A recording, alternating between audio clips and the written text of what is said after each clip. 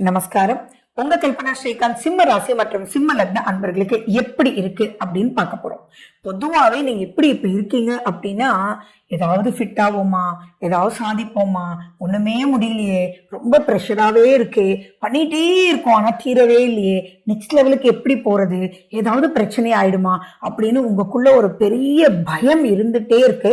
அதுவும் அந்த பயம் பார்த்தீங்கன்னா ஒரு லாஸ்ட் ஒரு 15 நாளா எக்கச்சக்கமா இருந்துட்டே இருக்கு. அந்த பயம் செகண்ட் ஹாஃப்ல உங்களுக்கு சூப்பரா போயிடும். அந்த பயத்தை எப்படி சமாளிக்கணும் அப்படின்றது தான் இந்த பதிவுன்றதை நீங்க ஞாபகம் வச்சுக்கோங்க. சரி, ஃபர்ஸ்ட் அண்ட் ஃபார்மோஸ்ட் உங்களுடைய ராசிநாதன் சூரியன் ஆட்சி பெற்று சக்கரவர்த்தியா இருக்கார்.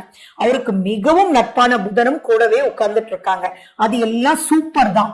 ஆனாலும் அறியாத பயம், புரியாத கவலை, தெளிவில்லாத ஒரு நிலை, ஏதாவது ஒரு மிஸ்டேக் பண்ணிட்டே இருக்கிறது, அதெல்லாம் உங்களுடைய குழப்பத்தினால்தான். அதுக்கு முக்கிய காரணம் பாத்தீங்கன்னா கேது அங்கேயே உட்கார்ந்து இருக்கக்கூடிய ஒரு காலகட்டம் தான். பட் நீங்க கவலையே பட வேண்டாம். செகண்ட் ஹாஃப்ல சூரியன் 2ஆம் வீட்டுக்கு போயிடுறாரு.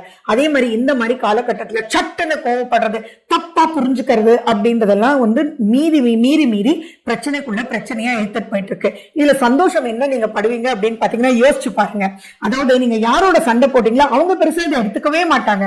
ஆனா நீங்க அதை பெருசா எடுத்துட்டு போய் ஐயோ இப்படி பேசிட்டோமே வச்சுட்டோமே, என்ன பேசணும்னே தெரியலையே அப்படின்னு உங்களுக்குள்ள ஒரு அறியாத பயம், ஓவர் திங்கிங், ஹை பிரஷர் அப்படின்றது இருக்கீங்க. தயவு செஞ்சு அதை ஒதுக்கிடுங்க.